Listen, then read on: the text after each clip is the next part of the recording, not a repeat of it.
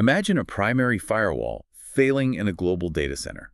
I mean, if the backup doesn't take over in, milliseconds, thousands of secure tunnels collapse. Right, it's a disaster. Yeah, remote workers are totally severed from their applications, and, well, the entire enterprise basically grinds to a halt. Exactly. It's the kind of thing that keeps network admins awake at night.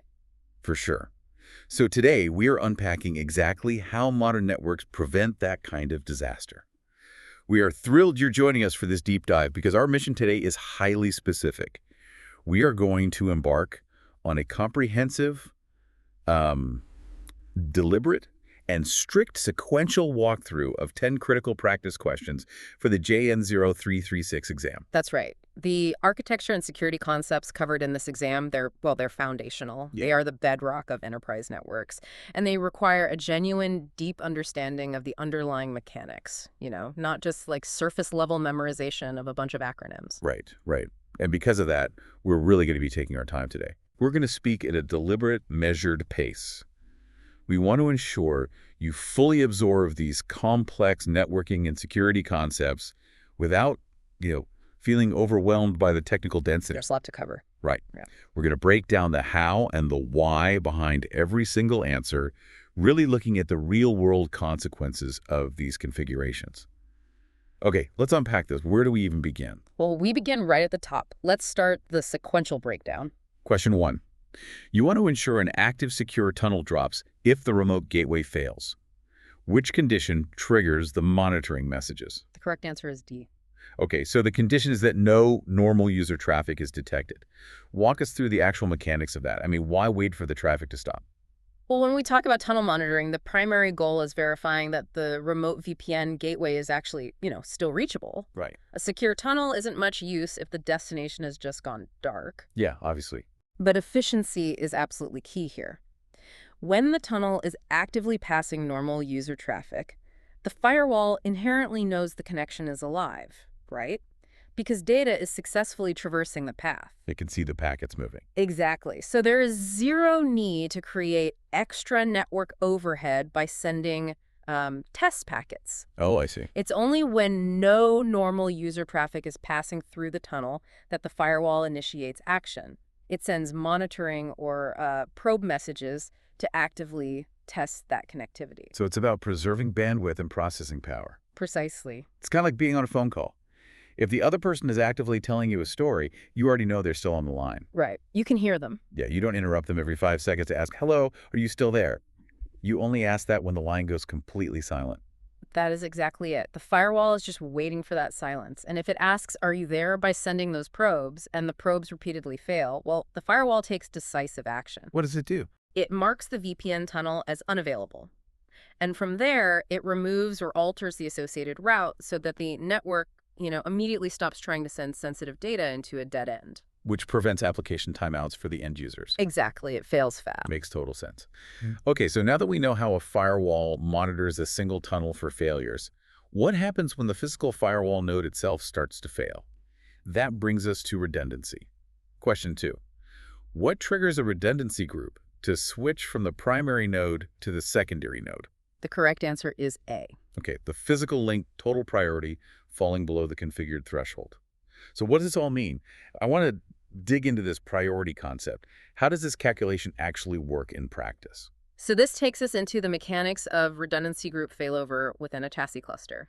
In these high availability environments, you have multiple physical interfaces that are actively monitored as part of a redundancy group. Okay. But they aren't all treated equally, though. Each monitored interface is configured with a specific weight or, a priority value. Oh, so a critical 10 gigabit uplink might have a much higher weight than, say, a standard 1 gigabit management interface. Exactly. You start with a total sum of all those configured weights. And this sum basically represents the total health of the node. Like a health bar in a video game. Yeah, exactly like that. If a specific interface fails, its individual weight is subtracted from the redundancy group's total running score. Got it.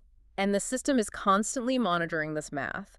The failover doesn't necessarily happen just because one single minor interface goes down. Right, that would be too sensitive. Exactly. Failover is triggered when that remaining total falls below a specific pre-configured threshold. That exact moment is when the redundancy group fails over from the primary node to the secondary node. Wow. Okay, so it's a dynamic math game, not just a simple on-off switch. Yeah, very dynamic. It actually reminds me of a sports team. Think of the total weight as the team's overall, health score. Every time a player gets injured. Or in this case, an interface fails. Right, an interface fails. That player's specific value is subtracted from the team's total score.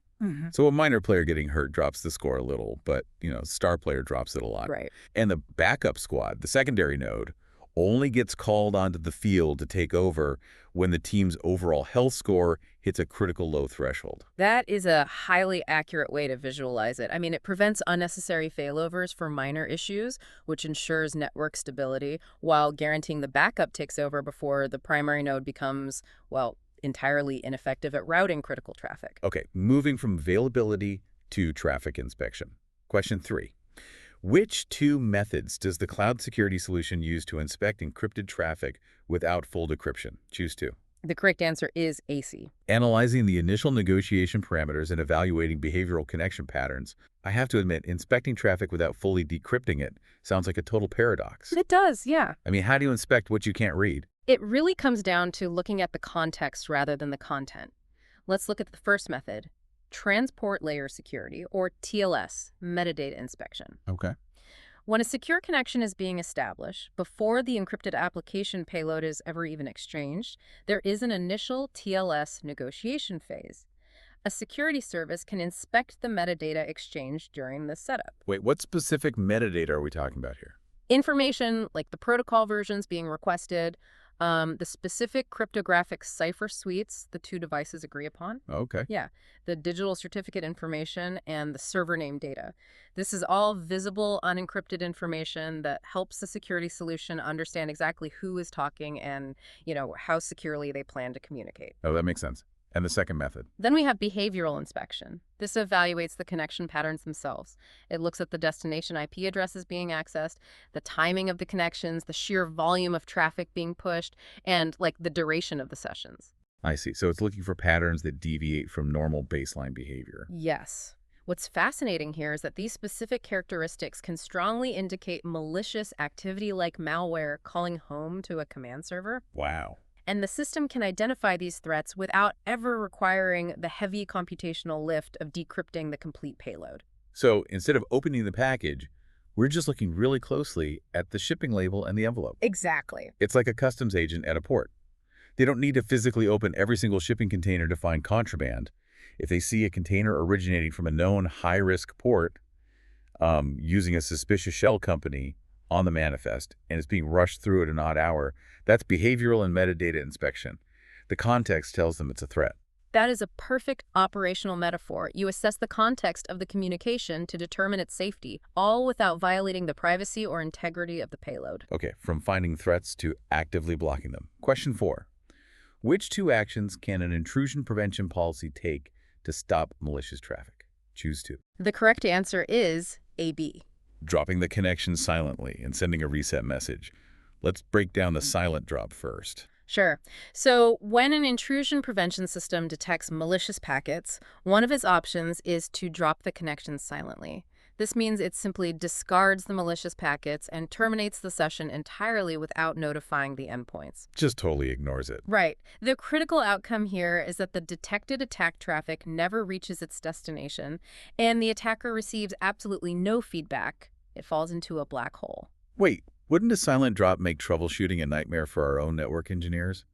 I mean, if an application breaks and the firewall is just silently dropping packets, how do we balance security with internal visibility? Why not explicitly tell everyone the connection was killed? Yeah, that is the eternal debate in security. Based on the mechanisms described, the silent drop terminates the session without notifying the endpoints specifically to deny the attacker intelligence. Keep them in the dark. Exactly. If you send a notification, you confirm to the attacker that they reached a live IP address, and you confirm there is an active prevention system in place that blocked them. That makes sense. By dropping it silently, the attacker might just assume a network error occurred or, the server doesn't exist, it slows them down. Okay, but what about visibility? Right. For internal visibility or different policy requirements, you have the second action, sending a TCP reset message. The firewall can generate a reset packet to actively, explicitly terminate the connection, and administrators can configure those resets to be sent to just the client, just the server, or to both sides simultaneously. Oh, I get it. So you choose between the stealthy approach to confuse external attackers or the explicit "we are shutting this down" approach for internal clarity. You've got it. Okay, let's move on to proxying traffic. Question 5. You are employing a forward proxy for outbound web traffic. Which two statements are true? Choose two. The correct answer is BC. This deals with certificate replacement and trust. How does the firewall insert itself into this proxy relationship without breaking the secure connection? Well, in a forward proxy TLS inspection scenario, the firewall is essentially stepping into the middle of the communication path to inspect the data. Okay. To do this securely, it establishes one completely separate encrypted session with the external server out on the internet. Then it establishes a second, separate encrypted session with the internal client. Wait, but if the internal client thinks it's talking to a banking website, for example, how does it trust the connection if it's actually talking to our internal firewall? That is where dynamic certificate generation comes into play. The firewall dynamically generates a new substitute server certificate that mimics the external site, and it presents that substitute to the client. Oh. But for this to work without throwing massive security errors, the generated certificate must be signed by the firewall's own local certificate authority, or CA. Therefore, the internal client devices must be explicitly configured to trust this local certificate authority. And if they don't? If the internal client doesn't trust that local CA, the entire proxy process fails, and users are going to receive constant, severe certificate warnings on their web browsers. Here's where it gets really interesting.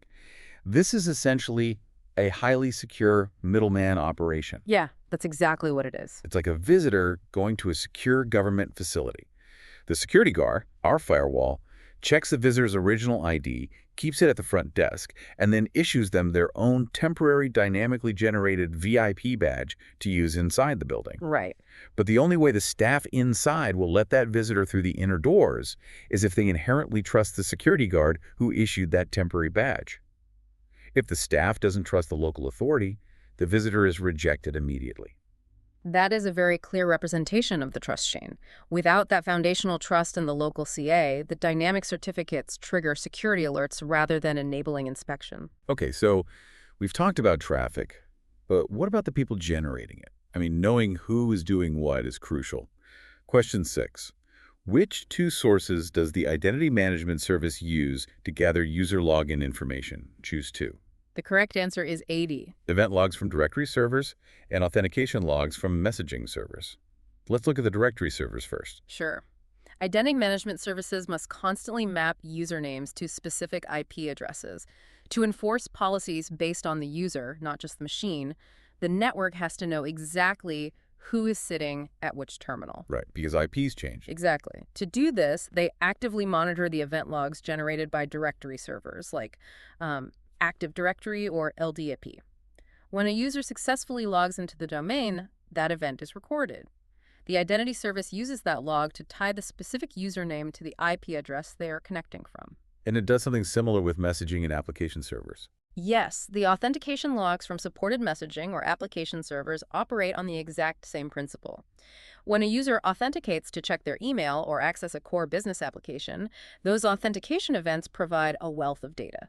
The service extracts the username, the IP address, and the details of the login session information to continuously update its identity mapping. I see.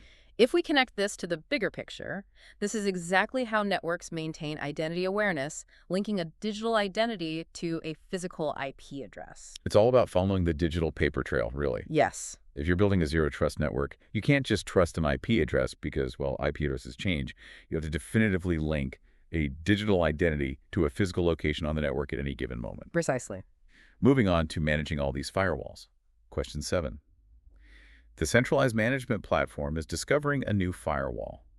Which two actions occur? Choose two. The correct answer is AD. So we have a centralized platform bringing a brand new firewall into the management fold. What actually happens during this discovery and enrollment process?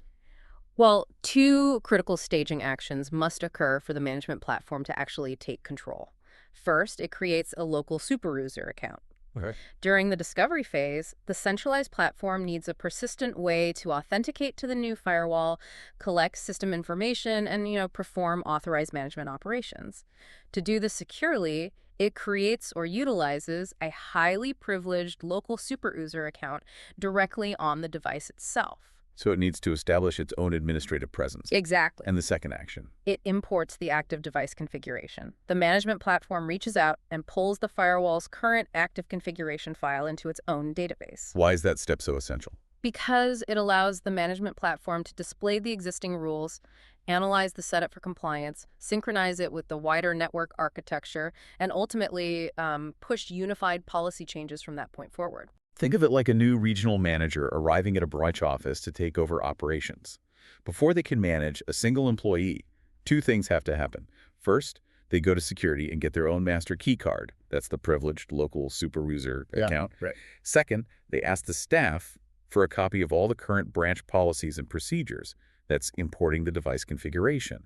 You simply can't manage the office if you can't unlock the doors and you don't know the current rules. That sequence is mandatory, yeah. The management platform establishes its authority via the account and then establishes its context via the configuration import.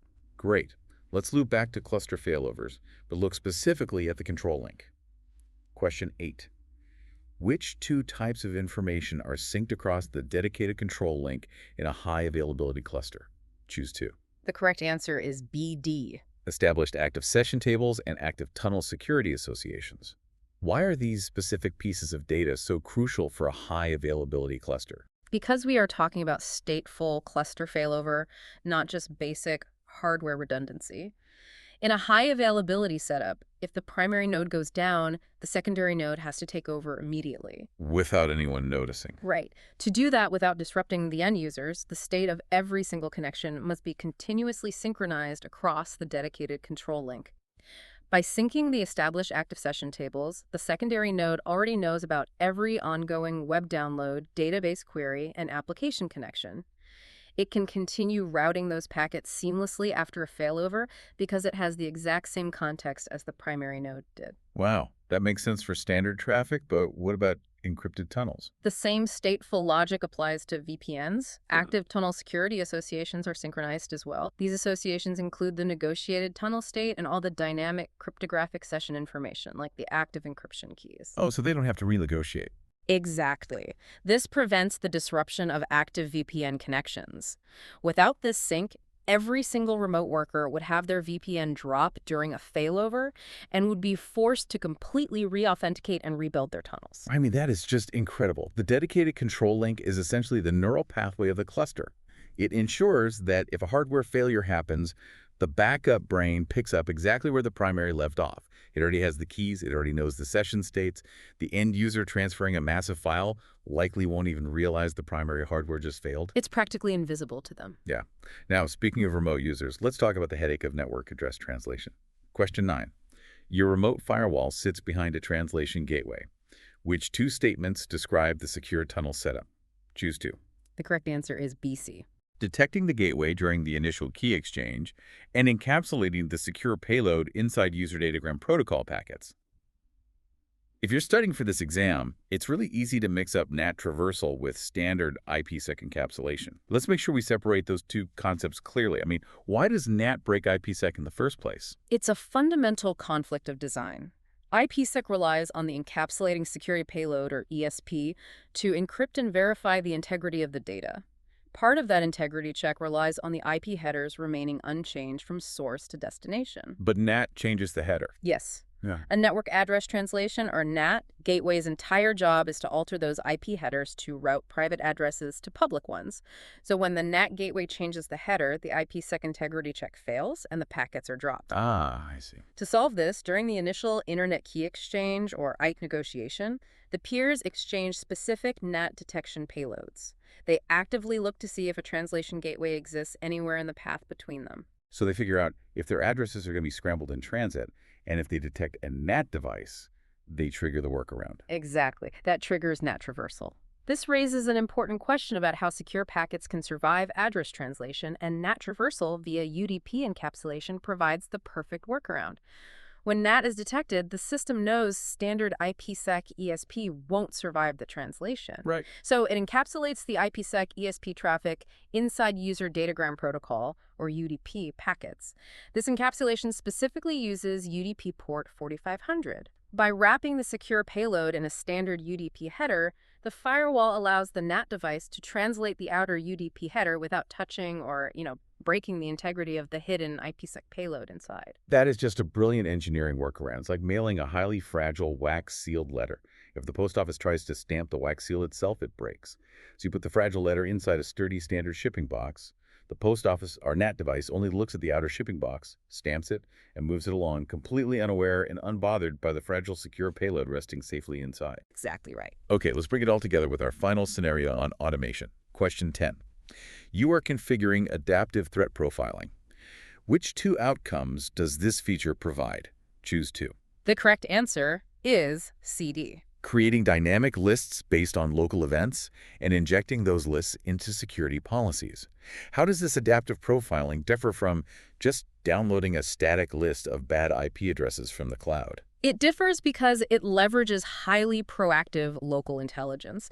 Instead of just waiting for global threat feeds to update, adaptive threat profiling constantly analyzes the local security events happening on your specific firewall. Your own firewall. Yes. By monitoring this local telemetry, it identifies specific internal hosts or external connections that are exhibiting suspicious compromised behavior right now.